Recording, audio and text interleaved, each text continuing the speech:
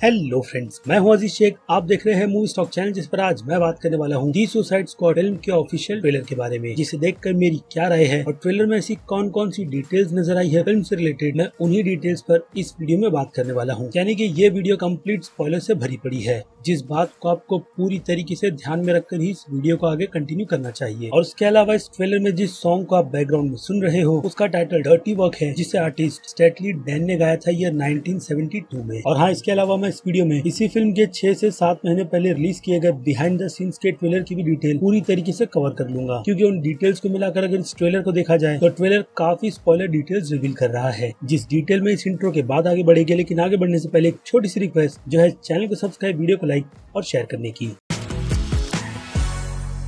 तो फ्रेंड्स, तो ट्रेलर की डिटेल की बात करने से पहले बात कर लेते हैं इस फिल्म में लिए गए सभी के सभी डीसी यूनिवर्स के एंटी विलन कह लो या फिर विलेंस के कैरेक्टर की, जिन सभी के बारे में आपको थोड़ा बहुत पता तो होना ही चाहिए इस फिल्म को देखने से पहले, वरना इस फिल्म का जो असल फील कहते हैं फैंस के हिसाब से, वो आप बिल्कुल भी नहीं उठा पाओगे। और ऊपर से फिल्म की स्टोरी लिखने के काम से लेकर फिल्म को डायरेक्ट करने की जिम्मेदारी जेम्स गन की थी, जिन्हें अपनी सुपर हीरो की फिल्मों में ईस्टर एग और काफी सारा वायलेंस डालना बहुत ज्यादा पसंद है। लेकिन अगर उन्हें स्टूडियो की तरफ से पूरी तरीके की छूट दी गई तो ही, जो कि इस ट्रेलर को देखकर बिल्कुल साफ साफ नजर आता है कि फिल्म गालियों से लेकर काफी ब्रूटल एक्शन से भरी पड़ी है। और ट्रेलर के गाने के सिलेक्शन को देखकर भी ये बात क्लियर हो जाती है कि फिल्म में गाने से लेकर डायरेक्शन एमसीयू की यूनिवर्स की film guardians of the Galaxy की याद जरूर दिलाएगी, क्योंकि फिल्म का ट्रेलर भी उन्हीं सारे के सारे काफी फनी मोमेंट से भरा पड़ा है। और ऊपर से फिल्म की प्लॉट की जो डिटेल निकल कर आई थी, वो भी बहुत ज्यादा वियर्ड है, या फिर कहूँ कि काफी सिंपल भी। लेकिन ऐसी सिंपल सी फिल्म को ही यूनिक तरीके से प्रेजेंटेशन करने का काम जेम्स गन खास करके करते हैं। और इसका भी example guardians of the Galaxy के दोनों पार्ट्स है, जिन्हें देखकर आपको ये चीज बिल्कुल साफ साफ पता चल जाती है कि स्टोरी ना होने के बावजूद भी जेम्स गन को कैरेक्टर्स के साथ खेलना बहुत ही अच्छी तरीके से आता है। इसीलिए आज मार्वल फैंस को ग्रूट से लेकर रॉकेट हिसाब से काफी ज्यादा पसंद है। और शायद इस फिल्म में भी हमें किंग शार्क का कैरेक्टर कुछ वैसा ही करता हुआ नजर आने वाला है, यानी कि भोला भाला सा कैरेक्टर जब आउट ऑफ कंट्रोल हो जाता है तो उसे कोई भी रोकने के लिए आगे तक नहीं आता। और इसके अलावा अगर आपने नोटिस नहीं किया है तो मैं आपको ये भी बता दूं कि किंग शार्क की वॉइस इस फिल्म में सिल्वेस्टर स्टेलोन ने दी है। जी हाँ, इस बात की कंफर्मेशन हो चुकी है, यानी कि जो रूमर स्टीव एजी को अपने इसी मोशन कैप्चर कैरेक्टर को वॉइस देने की थी, अनफॉर्चुनेट अब उनसे ले ली गई है। जिसका रीजन अगर आप मुझसे पूछो तो वो है फिल्म में उनकी प्रेजेंटेशन, जो किंग शार्क के मोशन कैप्चर के अलावा जॉन इकोनॉमस के कैरेक्टर का भी रोल प्ले करते हुए नजर आने वाले हैं, जिनका काम सुसाइड स्क्वाड की टीम पर नजर रखना है। और ऑब्वियसली उन्हें ये ऑर्डर उनकी बॉस यानी कि अमेंडा वॉल्टर देगी। ऐसे में उसी कैरेक्टर की वॉइस हम किंग शार्क के कैरेक्टर को लेकर सुनेंगे तो ये चीज थोड़ी सी वियर्ड हो जाएगी। इसलिए जेम्स गन का एंड टाइम पर जो डिसीजन सिल्वेस्टर स्टेलोन की वॉइस लेने का है, वो बिल्कुल ठीक निकल कर आता है इसके ट्रेलर के हिसाब से। और अगर आपने किंग शार्क की वॉइस को लेकर यही सोच रखा था कि उस कैरेक्टर को वॉइस इस फिल्म में टाइका वाइटिटी देने वाले हैं, वेल तो वैसा कुछ भी नहीं होगा। इट मींस कि टाइका वाइटिटी को लेकर अब भी क्वेश्चन मार्क बना हुआ है कि उनका कैरेक्टर इस फिल्म में है क्या। ऐसे में दो ऑप्शन निकल कर आते हैं, जिसमें से एक है फिल्म का मेन विलेन, जिसे इस ट्रेलर में भी दिखाया गया है, यानी कि काइजो, जिसे डीसी के यूनिवर्स में स्टारो नाम से भी जाना जाता है, जो कि एक एलियन है, जिसके वर्जन को हमने अभी रिसेंटली जैक स्नाइडर की जस्टिस लीग फिल्म में भी देखा। तो वैसा ही काम ये स्टारो का कैरेक्टर भी करता है, यानी उसके कमांड पर उसी के जैसे काफी छोटे छोटे स्टार्स, जो किसी भी लोगों के फेस पर लग जाए तो वो पूरी तरीके से स्टारो के कमांड में आ जाते हैं। और शायद इस फिल्म में भी वैसा ही कुछ होगा, जो डिटेल हमें फिल्म के ट्रेलर में काफी अच्छी तरीके से दिख रही है। और इससे तो ये बात भी साबित हो जाती है कि जेम्स गन के विलन की चॉइस भी इस फिल्म की तरह काफी ज्यादा वियर्ड है, और एक हिसाब से फैंस के लिए अच्छी भी, क्योंकि सुसाइड स्क्वाड की टीम को जिस तरीके के मिशन दिए जाते हैं, वो जस्टिस लीग की टीम के लिए इतने भी ज्यादा खतरनाक मिशन नहीं है। इसलिए ऐसे मिशन के लिए सुसाइड स्क्वाड की टीम को ही चुना जाता है। और टाइटल से ये बात भी बिल्कुल साफ हो जाती है कि इस टीम में कोई भी परमानेंट नहीं रहता, यानी कि किसी भी कैरेक्टर की मौत इस फिल्म में हमें सडनली दिखाई जा सकती है। और जेम्स गन के अकॉर्डिंग ये बात भी कंफर्म कर दी गई है कि आपको ये नहीं पता रहेगा कि फिल्म में अगले ही पल में कौन सा कैरेक्टर मरेगा और कौन सा जिएगा। लेकिन अब ट्रेलर को देखकर काफी सारी वो डिटेल्स भी निकल कर आती है, जिससे हमें एक्चुअल में पता चलता है कि फिल्म में कौन बचने वाला है और कौन मरेगा। लेकिन पूरी कंफर्मेशन तो मैं भी नहीं दे सकता, क्योंकि अब तक फिल्म रिलीज नहीं हुई है। तो चलिए अब कैरेक्टर्स की बात कर लेते हैं, जिसमें सबसे पहला नाम रैटकैचर 2 का ही निकल कर आएगा, क्योंकि कॉमिक बुक में ये कैरेक्टर एक मेल है। और यहाँ पर 2 नाम लगाने से ये बात बिल्कुल क्लियर भी हो जाती है कि रैटकैचर का कोई ना कोई लेना देना रैटकैचर 1 से था, जो बिहाइंड द सीन के ट्रेलर के इस सीन को देखकर भी बिल्कुल पूरी तरीके से साफ हो जाता है कि डैनियला का कैरेक्टर असल में रैटकैचर की बेटी है, जिस कैरेक्टर का रोल रूमर के अकॉर्डिंग इस फिल्म में टाइका वाइटिटी प्ले करने वाले हैं। लेकिन पहला ऑप्शन मेरे हिसाब से काफी ज्यादा अच्छा रहेगा फिल्म के लीड विलेन यानी कि स्टारो को लेकर। और अगर इस कैरेक्टर के डीसी के यूनिवर्स की पावर्स की बात करें तो नाम में ही इसकी पावर्स छुपी हुई है और इसके इस ऑफिशियल पोस्टर में भी, यानी कि ये डीसी के यूनिवर्स की पाइपर है जो रैट्स को काफी अच्छी तरीके से कंट्रोल कर सकती है। और अब बात करें अमेंडा वॉल्टर की, तो अमेंडा वॉल्टर वही एक सिंपल सी कैरेक्टर है जिसे हमने इसके पहले डेविड आयर की सुसाइड स्क्वाड फिल्म में भी देखा था, जिसने सुसाइड स्क्वाड की टीम बनाई है। और इस पोस्टर में बम का मतलब है कि जो उसके ऑर्डर को फॉलो नहीं करेगा तो वो उनके सर को इसी बम की तरह उड़ा देगी, जो ट्रेलर के इस सीन में हम बिल्कुल साफ साफ देख सकते हैं, जहाँ पर माइकल रूकर के कैरेक्टर सेवन के सर में डाला जा रहा है। और ट्रेलर में उसे ऐसी कंक्रीट की जगह पर रखने का मतलब यही है कि उससे अगर कोई भी चीज दे दी जाए तो वो उससे वेपन्स की तरह यूज करता है, जिसकी एक छोटी सी ट्रिक हम यहाँ पर उस बॉल के तौर पर भी देख सकते हैं, जिसे वो काफी परफेक्टली एक दीवार से दूसरी दीवार पर बाउंस कर फेंक रहा है और अपने हाथ में पकड़ रहा है। और शायद हो सकता है कि उसका ही कैरेक्टर इस फिल्म में जल्दी किसी की बात नहीं मान रहा हो और नतीजा उसकी मौत से ही खत्म होगा, जो ऑब्वियसली शायद हो सकता है कि उस बीच के मिशन के दौरान हो जाए। कैसे, तो चलिए उस पर भी बात कर लेते हैं, जिसकी डिटेल हमें स्टोरी बोर्ड में मिलती है। और ऑब्वियसली ये स्टोरी बोर्ड इसके बिहाइंड द सीन के ट्रेलर का है, जहाँ पर हम सेवन के कैरेक्टर को ऐसे छुपा हुआ देखते हैं मानो जैसे वो अपनी टीम की मदद नहीं करेगा, और बीच पर पहुंचते के साथ में ही जब सिचुएशन बिगड़ती है तो वो वहाँ से सीधे भागने के लिए निकल जाता है। और बदले में अमेंडा वॉल्टर क्या करेगी उसके बारे में मैं आपको बता चुका हूँ। और अब इसी स्टोरी बोर्ड में दिख रहे TDK के कैरेक्टर की बात करें, जिसका दूसरा नाम आर्म फेलो बॉय भी है, तो स्टोरी बोर्ड में उसके इस सीन को देखकर उसके पावर्स का पता भी चल जाता है कि ये कैरेक्टर अपने हाथ पैरों को निकालकर उन्हें ही वेपन बनाकर काफी अच्छी तरीके से यूज कर सकता है। और इस तरीके की पावर से भी ये बात साफ हो जाती है कि ये कैरेक्टर इस सुसाइड स्क्वाड की टीम का हिस्सा ज्यादा टाइम तक नहीं रहेगा। और ऐसा ही कुछ शायद ब्लैक गार्ड के कैरेक्टर के साथ भी होगा, यानी कि उसी बीच फाइट के दौरान वो सरेंडर करेगा और मारा जाएगा। और इसकी पावर्स की बात करें तो आप इस कैरेक्टर को थोड़ा बहुत जॉन विक के कैरेक्टर के साथ कंपेयर कर सकते हो, यानी कि ये हैंड टू हैंड कॉम्बैट में काफी ज्यादा एक्सपर्ट है। उसके बाद अगले कैरेक्टर की बात करें तो वो कैरेक्टर है वीजलर का, जिसके पोस्टर में देखकर हमें ये बात बिल्कुल साफ साफ पता चल जाती है कि ये कैरेक्टर कॉमिक बुक के वीजलर की तरह बिल्कुल भी नहीं बल्कि काफी ज्यादा भुक्कड़ होने वाला है और दिखने में इतना ज्यादा अजीब, जो अगेन कॉमिक बुक से काफी ज्यादा डिफरेंट है। तो डेफिनेटली इस कैरेक्टर की भी मौत इस फिल्म में शायद से जल्दी होगी।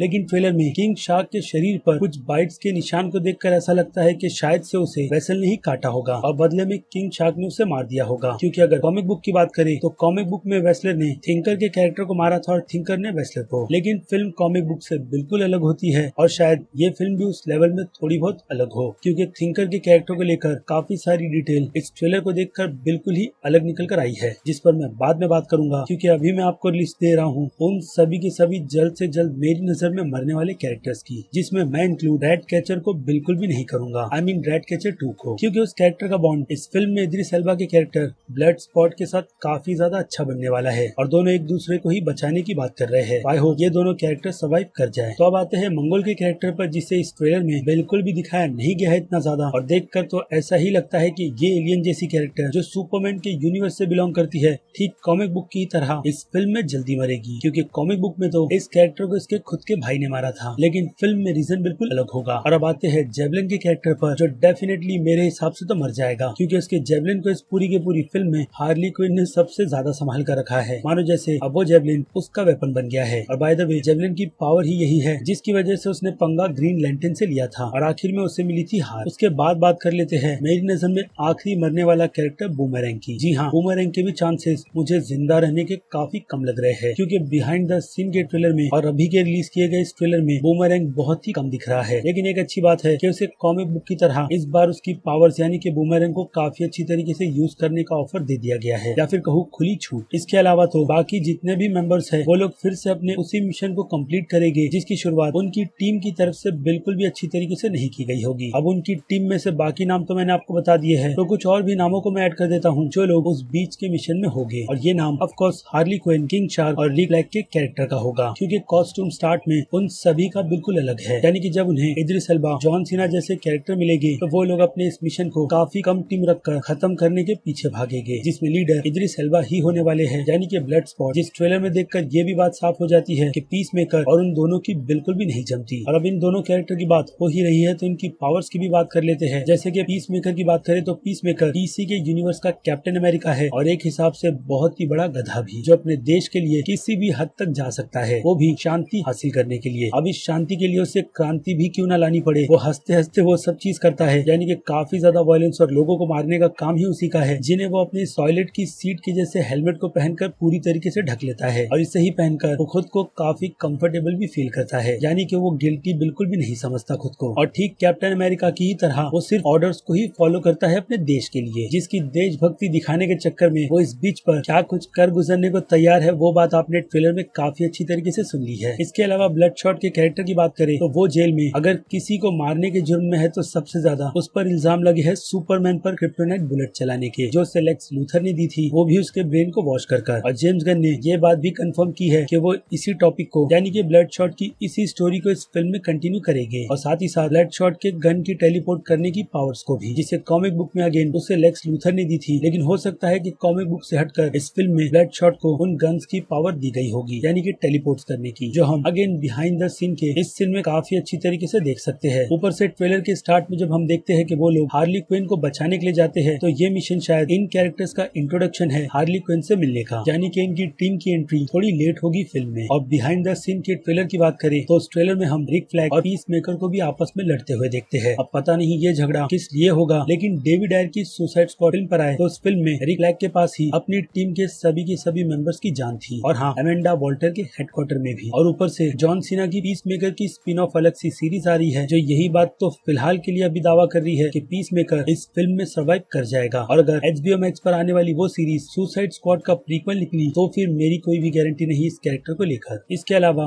रिक फ्लैग के कैरेक्टर की पावर्स की बात करें तो उसके पास कोई पावर्स नहीं बल्कि देशभक्ति है और उसकी मिलिट्री की स्किल्स, जिनकी मदद से वो इस ग्रुप में बस अमेंडा वॉल्टर के ऑर्डर को ही फॉलो कर रहा है। और हार्ली क्विन की बात करें तो स्टार्ट के उस सीन से ये बात बिल्कुल साफ हो जाती है कि हार्ली क्विन को इस फिल्म में एक काफी अच्छा एक्शन सीक्वेंस दिया गया है, जिसकी झलक हम इस ट्रेलर में बीच बीच में देखते हैं कि उसे अपनी टीम कितनी ज्यादा पसंद है। ऊपर से ये फिल्म डेविड आयर के यूनिवर्स की सुसाइड स्क्वाड की प्रॉपर सीक्वल तो नहीं, लेकिन एक हिसाब से थोड़ी सीक्वल तो है ही, यानी कि स्टोरी की कंटिन्यूएशन कुछ एंगल से इस फिल्म में कंटिन्यू हो सकती है, जिसके हिसाब से अगर देखा जाए तो जितने भी कैरेक्टर्स डेविड आयर की यूनिवर्स की उस फिल्म से रिटर्न आए हैं, उसकी भी थियरी ये कहती है कि बाकी बचे हुए कैरेक्टर्स जो इस फिल्म में इन्वॉल्व नहीं किए गए हैं, वो कहीं ना कहीं भाग गए हैं या फिर मारे गए हैं। लेकिन हार्ली क्विन जोकर से ब्रेकअप करने के बाद अभी भी जिंदा बची हुई है। और अब किंग शार्क के कैरेक्टर की बात करें तो इस कैरेक्टर को इस फिल्म में काफी भोला बना दिया गया है, यानी कि ग्रूट के कैरेक्टर की तरह, इसलिए इस कैरेक्टर को लेकर ज्यादा बात करना बिल्कुल भी ठीक नहीं रहेगा। इसके अलावा 3 और कैरेक्टर बच जाते हैं, जिसमें से एक पोका डॉट मैन है, जो बैटमैन के यूनिवर्स का विलन है, और उसके नाम में ही उसकी पावर्स भी छुपी हुई है, जो कि पोका डॉट है, जिसे फेंक कर वो उसे किसी भी तरीके का वेपन बना सकता है, या फिर उसकी मदद से शायद वो लोग अच्छे फिल्म में ब्लास्ट भी करने वाले हैं, और उन्हीं ब्लास्ट के बीच कहीं ये कैरेक्टर ना मर जाए। लेकिन देखकर इस सीन को ये बात बिल्कुल साफ हो जाती है कि ये कैरेक्टर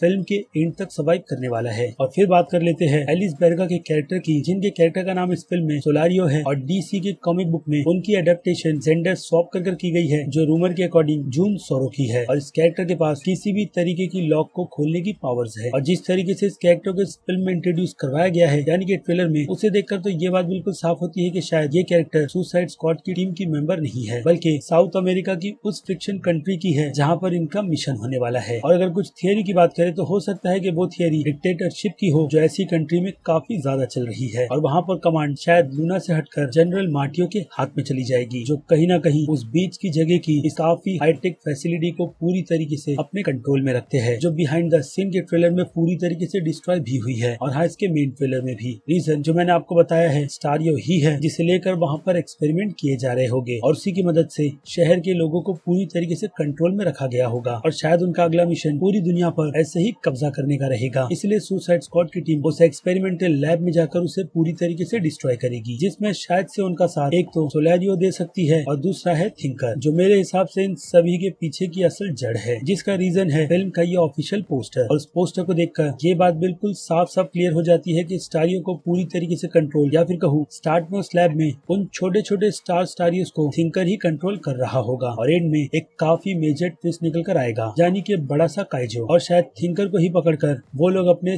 मिशन को अंजाम देने वाले हैं। और ऊपर से उनकी टीम में एक अजीब सा बंदा भी है, जो हमें इस सीन के अलावा यहाँ पर बिल्कुल साफ साफ नजर आता है कि वो सुसाइड स्क्वाड की टीम के साथ मिलकर एक भारी बैटल का हिस्सा बनने वाला है। और हाँ, बाकी पोका डॉट मैन के कैरेक्टर की बात करें तो उसे फिल्म में मरने की काफी जल्दी है, लेकिन इस पार्टी के सीन को देखकर ऐसा लगता है कि वो अपने जिंदगी के उस दुख भरे पल को भूलकर बस यहाँ पर एंजॉय कर रहा है, यानी कि उसे जीने का मकसद मिल गया होगा। वेल, तो मुझे लगता है मैंने आपको ट्रेलर की सारी डिटेल्स इन कैरेक्टर्स की स्टोरी के हिसाब से बता दी है। बाकी कौन मरेगा कौन जिएगा उसकी डिटेल हमें इस फिल्म के 2 ऑफिशियल पोस्टर्स में भी नजर आती है। एक पोस्टर ये जिसमें सारे के सारे मेन कैरेक्टर्स हैं, और दूसरे पोस्टर में हम देख सकते हैं कि वही सारी की सारी टीम टीम जो एंड तक लीड करने वाली है वो जिंदा है और नीचे उन टीम्स को डाला गया है जो इसके पहले मिशन में मारे जाएंगे शायद से। बाकी आपकी राय आप मुझे कमेंट में लिखकर जरूर बताइएगा कि अब आप इस फिल्म के ट्रेलर को देखने के बाद कितने ज्यादा एक्साइटेड है इस फिल्म को थिएटर या फिर HBO Max पर देखने के लिए, जिसकी ऑफिशियल रिलीज डेट 6 अगस्त की है, जो डेफिनेटली हमारे इंडिया में इसके